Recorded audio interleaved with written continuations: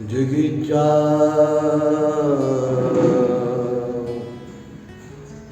परमारोगा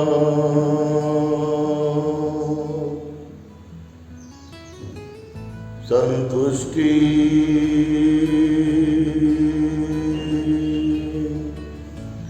परमं धनम्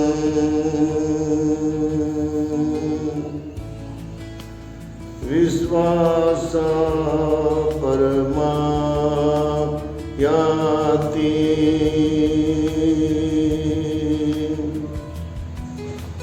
निब्बानं परमं सुखम्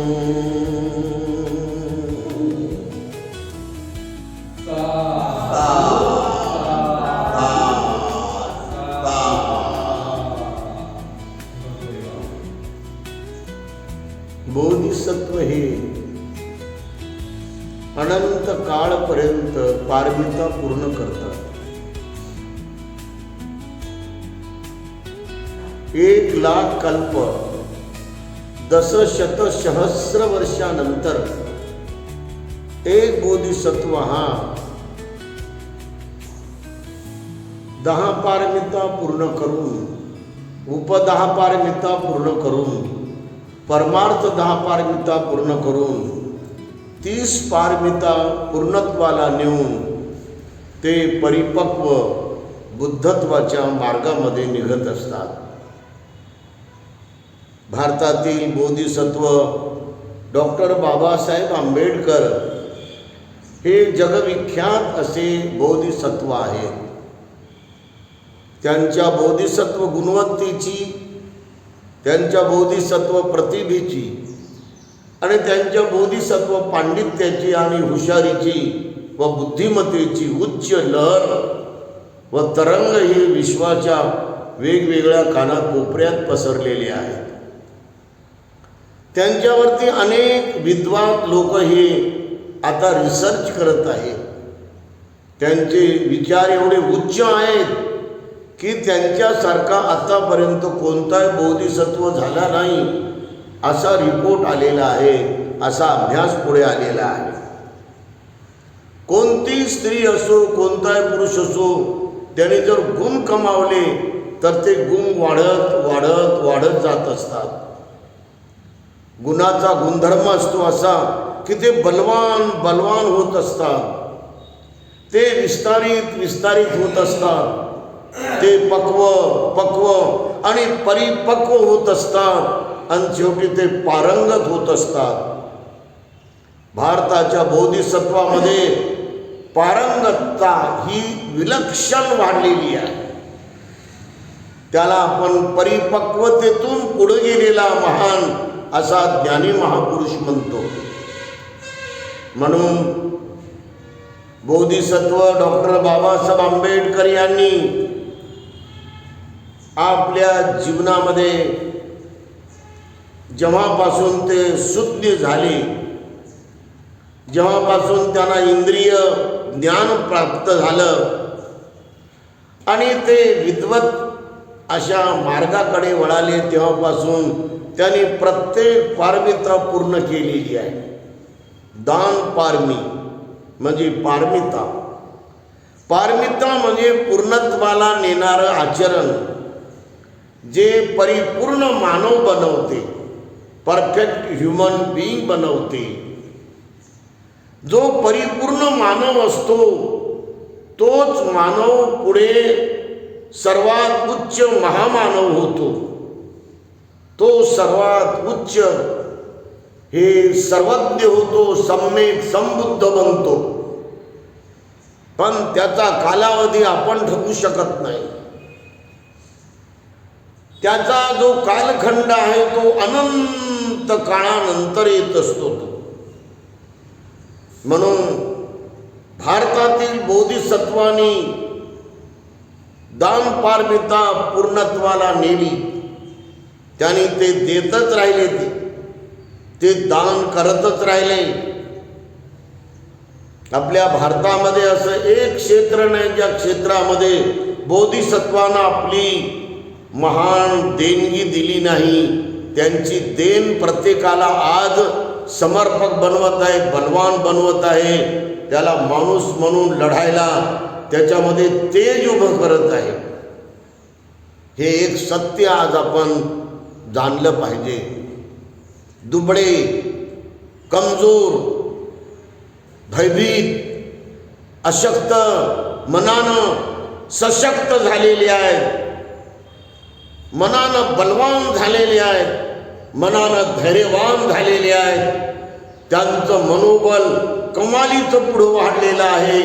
एवढं विलक्षण बळकट झालं, आज त्याची कल्पना करणं मोठं कठीण आहे. आदिवासी समाजातले लोक प्रचंड पेटून उठलेले आहेत त्यांच्या हक्कासाठी.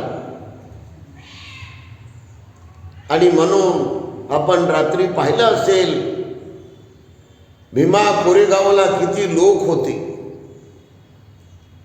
जवळजवळ 40 लाखाच्या पुढे समाज तिथे होता. 1 किलोमीटर माणसांचा जमाव असा दिसतच राहिला. एवढी जनजागृती, प्रत्येक जातीचा माणूस त्याच्यामध्ये आलेला आहे.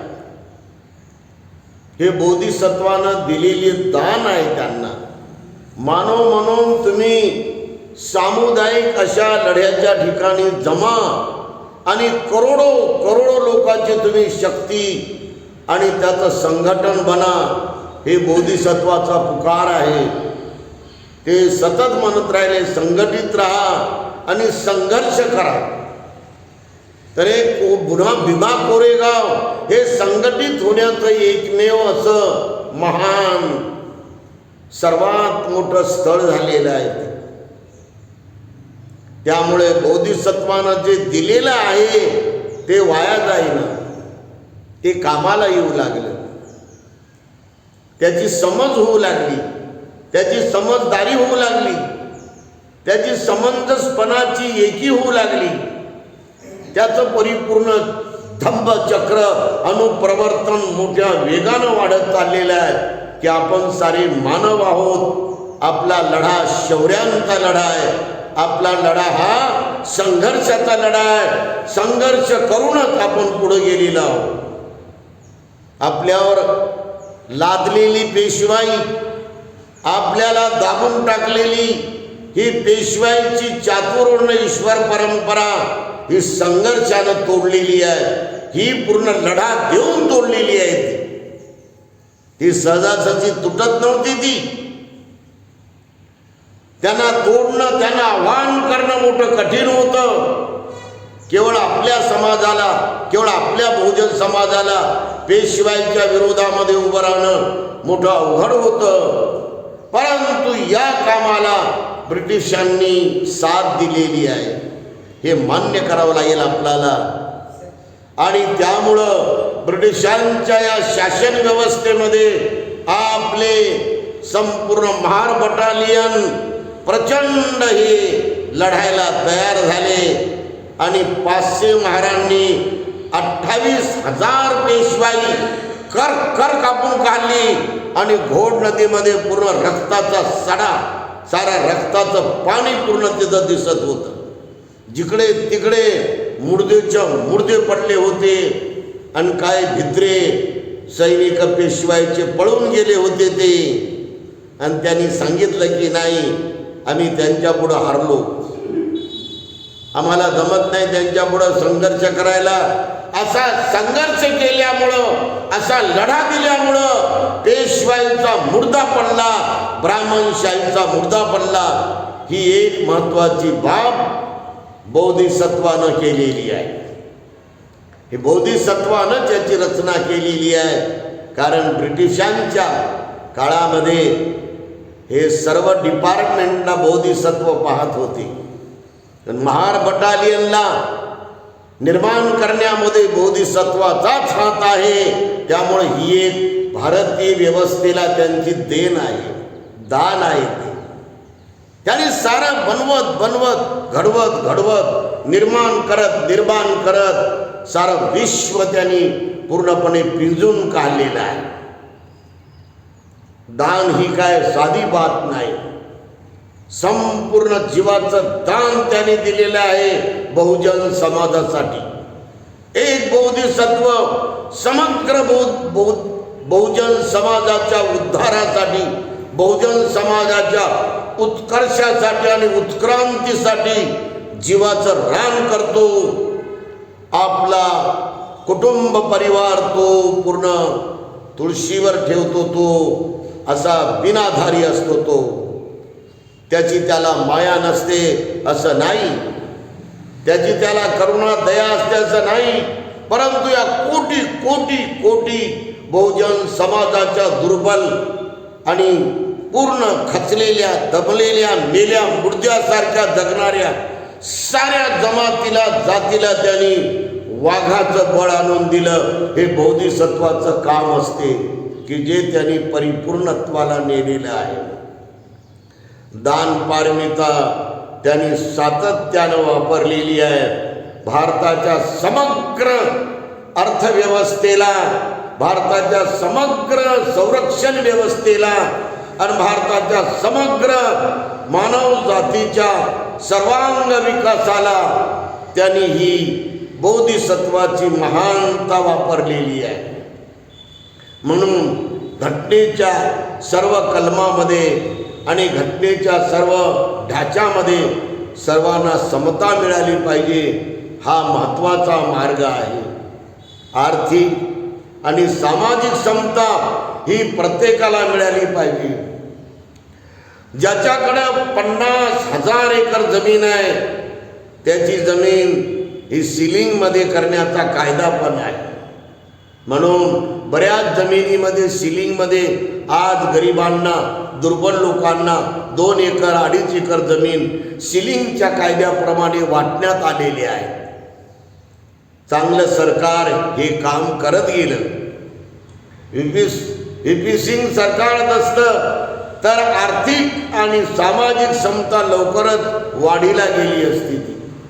कारण व्ही.पी. सिंग या उच्च पदावर बसलेल्या व्यक्तीकडे चांगल्या प्रकारचं डोकं होतं, बुद्धिमत्ता होती. बहुजन समाजाचा उद्धार करणारं त्यांच्याकडे खूप धोरण होतं. जे धोरण बाबासाहेबांनी केंद्र सरकारमध्ये गेल्यानंतर आखलं होतं. बोधिसत्व हा सर्वाला जीवनदान देतो. आपण जर वेगवेगळ्या प्रकारच्या गावाची जर तत्कालीन सत्य परिस्थिती जर आजमावली, अभ्यासली, तर तू आडावर पाणी का पिलवे म्हणून त्याला काठ्याने लोक मारायचे. काठ्या त्याच्या पूर्णपणे बरगाडीवर मारायचे, त्याच्या मांडीवर मारायचे, त्याच्या कमरावर मारायचे आणि त्याला पूर्ण पिवळं की हिरवं करून टाकायचे. तो माणूस 15-15 दिवस त्या खांथुरना उठत नव्हता. किती मारला माग, किती झोडपून काढला, किती ठेचून काढला, तरी हा डोळे वाचत नव्हता माणूस. एवढे आला मुर्दा करून टाकलं होतं ब्राह्मणशाहीनं. या परभणीची गोष्ट आहे, तुम्ही ऐकली असेल. परभणीच्या जवळच एका खेड्यामध्ये हनुमान मंदिरामध्ये जाऊन एका माणसानं, मागासवर्गीय, ज्याने असं हनुमानजीला हात जोडले. का बे साल्या, तू आमच्या देवाला हात लावून भाटवतो देव आमचा का बे म्हणल्याबरोबर सर्व इकडून तिकून पोरं जमा झाले. टोळ पोरं, टुकार पोरं, एवढाले दगड घेतले त्यांनी, काळे काळे दगड त्या माणसाच्या अंगावर असं पूर्णपणे मारून टाकले. दगड मारून मारून त्याचा चेंदा मेंदा करून टाकला. असा मेल्या मुर्द्यासारखा समाज 5000 वर्षापर्यंत पेशवाई ब्राह्मण व्यवस्थेनं बनवलेला होता. त्याला किती मारा तुम्ही, त्याचे डोळे किती फोडा, त्याचे दात तोडा, त्याचा अंग पूर्णपणे तोडून टाका, काठ्या मारून मारून त्याचं डोकं पूर्णपणे खोबरं करा. परंतु हा माणूस डोळे वाचत नव्हता, वाघासारखं उठून त्याला दगड मारत नव्हता, त्याला प्रतिकार करायचं साहस त्यांच्यामध्ये नव्हतं. असा मेल्या मुर्द्यासारखा सारा देश, सारा बहुजन समाज, सारा अति शूद्र समाज बनवलेला होता ईश्वरवादाच्या नावाखानं, या ब्राह्मणशाहीनं. अशा समाजाला, अशा मुर्द्या समाजाला या बोधिसत्वानं पूर्ण पेटून सोडलं. त्यानं पेटून सोडलं आणि त्याला बलवान केलं. एवढं बलवान केलं की त्या बलवान शूरवीरांनी आज पेशवाईचा खतमा करून टाकला. हे बोधिसत्वाचं कार्य आहे. आपण सर्वजण त्यामुळं बोधिसत्वाच्या अथांग ज्ञानाला, प्रचंड विद्वत्तेला दररोज हात जोडले पाहिजे आणि अशी विद्वत्ता आपल्यामध्ये थोडी थोडी निर्माण केली पाहिजे. बोधिसत्वानं आपल्याला विद्वान बनायला शिकवलं. बोधिसत्वानं आपल्याला उच्च प्राध्यापक, विद्वान प्राध्यापक बनायला शिकवलं. बोधिसत्वानं आपल्याला उच्च वकील आणि प्रचंड विद्वान न्यायाधीश बनायला शिकवलं. बोधिसत्वानं आपल्याला महान खरा भारतीय नागरिक बनायला शिकवलं. प्रथम मी भारतीय राहीन आणि शेवटपर्यंत मी भारतीय राहील, ही बोधिसत्वाची गर्जना असते. हे साध्या माणसाची नाही. बोधिसत्वानं आपल्याला इमानदार, प्रामाणिक समाजसेवक आणि समाज कार्यकर्ता बनायला शिकवलं.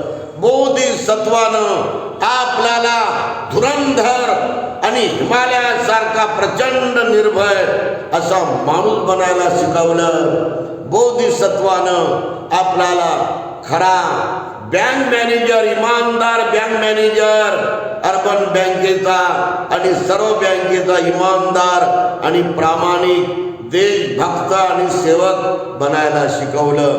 बोधिसत्वानं खरा पत्रकार, निपक्षपाती पत्रकार बनायला शिकवलं. बोधिसत्वानं खऱ्या अर्थानं प्रबुद्ध मानव तुम्ही बना भारताचे, तर भारताला तुम्ही बलवान करू शकाल असं शिकवलं. बोधिसत्वाची लेखणी निपक्षपाती आणि समता, स्वातंत्र्य, बंधुत्व आणि न्याय या 4 संविधानाच्या ढाच्यावर आधारित होती. हे शिकवलं बोधिसत्वानं. बोधिसत्वानं धर्मनिरपेक्ष राष्ट्र बनवा हे शिकवलं. बोधिसत्वानं हे देवानंद प्रिय राजा अशोक यांचं राज्य निर्माण करा म्हणून त्यांनी आपल्याला उंगली निर्देशन करून शिकवलं. अशा प्रकारे बोधिसत्व सर्व अंगाला तो जागवतो, मोठं करतो, सर्वात महान करतो तो. त्यांच्यामुळे सर्वत्र जे प्राध्यापकांनी निर्माण केलेल्या गाथा आहेत ते बोलत राहा, म्हणत राहा, पाठांतर करत राहा. बोधिसत्वानं सदैव दान दिलेलं आहे. महात्मा गांधीजीला जीवन दान दिलं त्यांनी.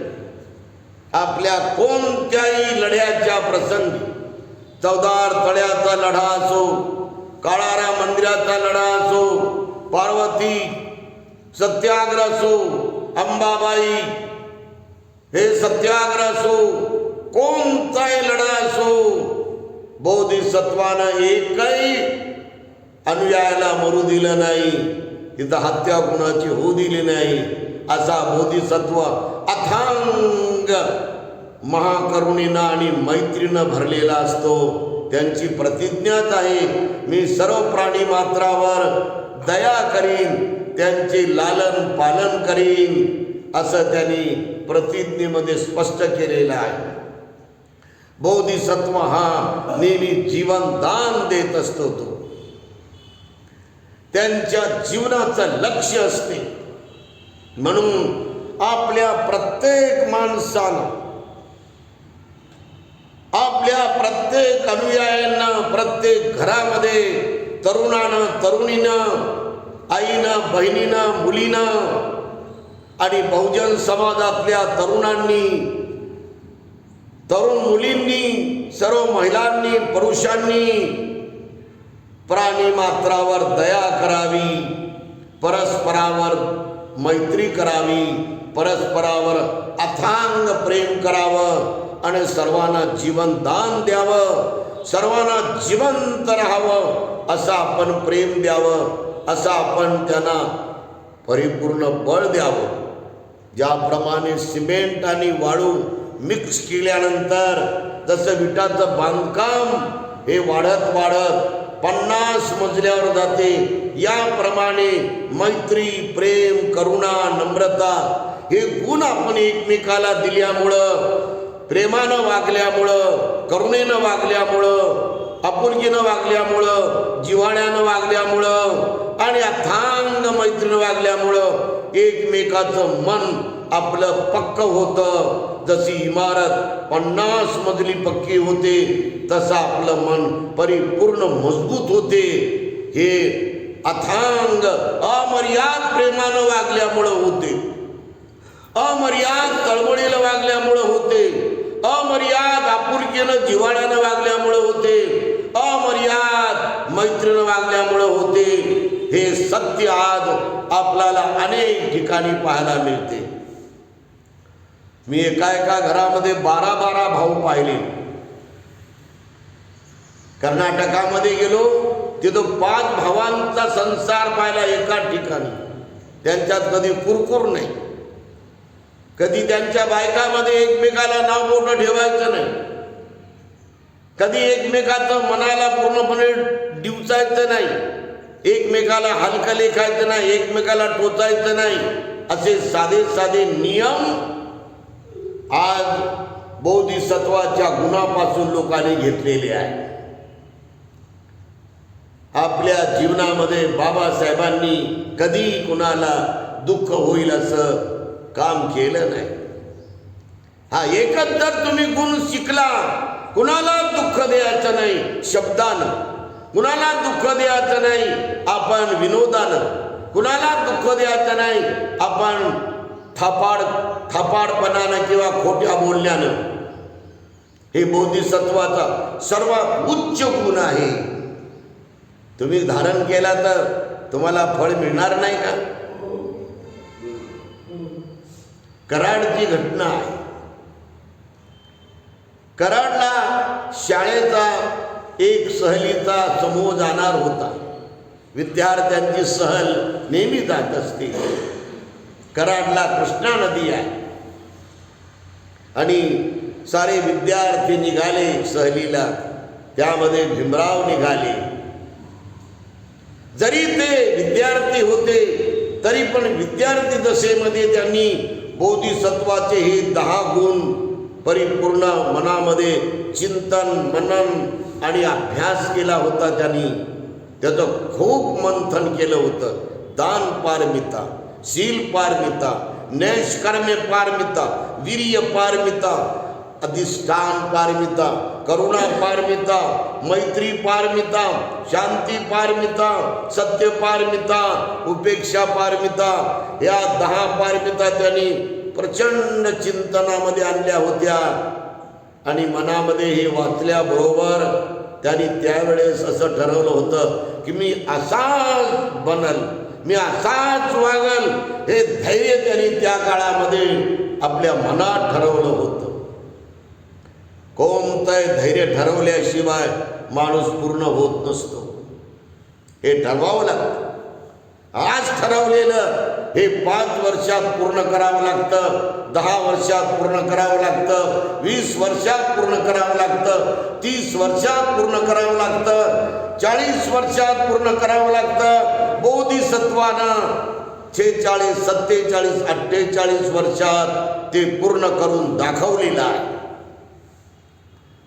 कराडच्या सहलीचा प्रसंग असा आहे, गुरुजींनी साऱ्या विद्यार्थ्याला वाऱ्यावर सोडलं. ते एका दुकानात जाऊन बसले. तिथं ते हिशोब लिहू लागले. आणि पोरावर सारी सहल हे निभवा म्हणून सांगितलं. त्या दोन पोरं हे एक पांड्या होता देशपांड्या आणि एक कुलकर्णी होता. हे दोघे जण ब्राह्मणाचे पोरं होते. आणि भीमराव रामजी आंबेडकर हे त्या काळामध्ये महार जमातीचे म्हणून प्रसिद्ध होते, खालच्या जातीचे. तर या देशपांड्याला म्हणलं, कुलकर्णी म्हणे तुला म्हणे पोहताच येत नाही म्हणे. अबे काय तू पोहू शकतो बे म्हणे, तुला काय उडी मारता येते या पुलावरून. तर भीमराव म्हणाला तुम्ही दोघं जण असा वाद करू नका, दोघं जण पाण्यात उड्या मारू नका तुम्ही. कारण जर तुम्ही एकानं उडी मारली तर त्याला वाचवायला तुम्ही दुसरा जर उडी मारून गेला तर दोघं जण तुम्ही या पाण्यामध्ये बुडून जाल आणि तुमचा अंत होईल. ते त्याने ऐकलं नाही.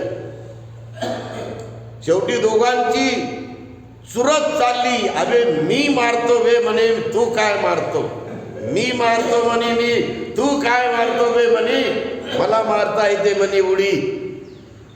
आणि शेवटी एवढी चुरत झाली की त्या देशपांड्यानं मारलीच उडी बघा. तर त्याला दुखापत झाली. इकडे लागलं त्याला, इकडे लागलं, गुडघ्याला लागलं, माथ्याला लागलं. आणि हा कुलकर्णी पण पोहून आला, त्याला धरून आला. आणि मग गुरुजीला बोलवलं. काय झालं म्हणाले. सारे पोरं चिडी चिप. शेवटी कुलकर्णी आणि देशपांडेचे सारे पोरं मित्र असल्यामुळे ते म्हणले या भीमरावनं सांगलं म्हणे उड्या मारा म्हणे तुम्ही. सारं मत त्यांच्या विरोधात पडले.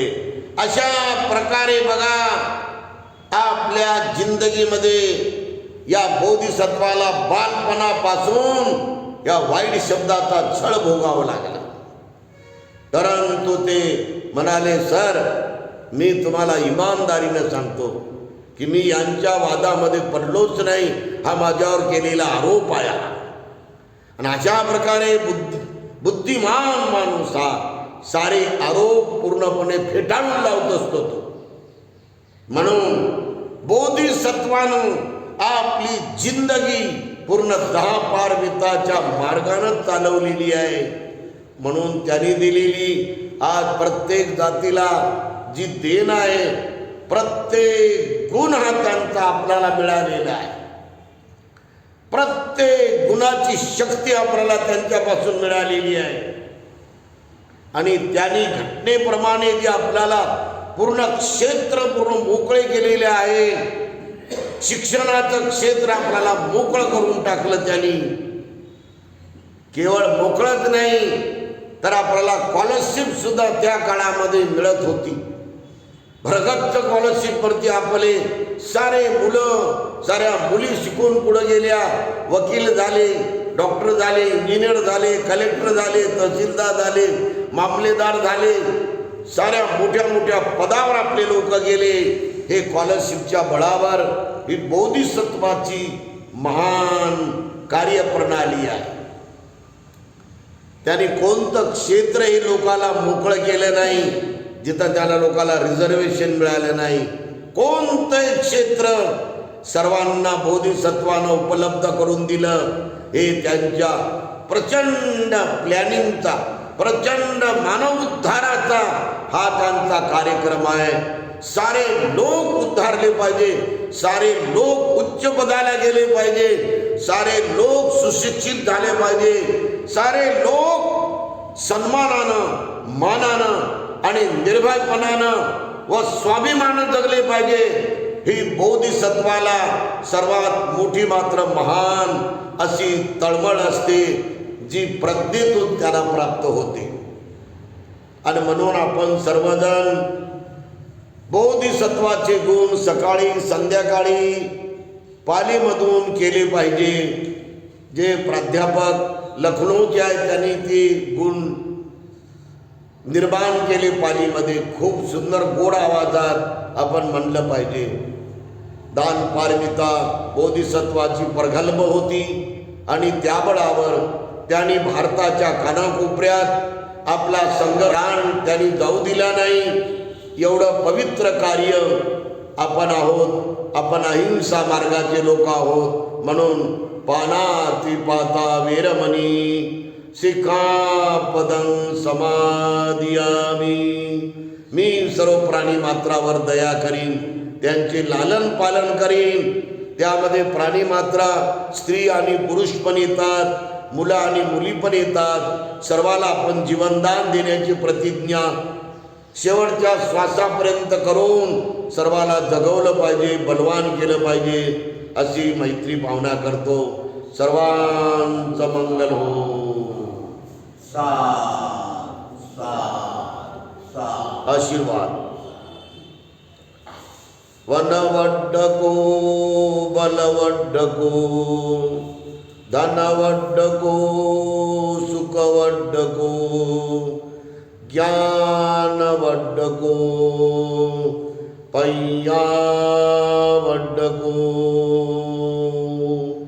ते सच्चेन शीलेन खन्तिमेत बलेन च ते विद्वां अनुरक्षन्तु आरोग्येन सुखेन च.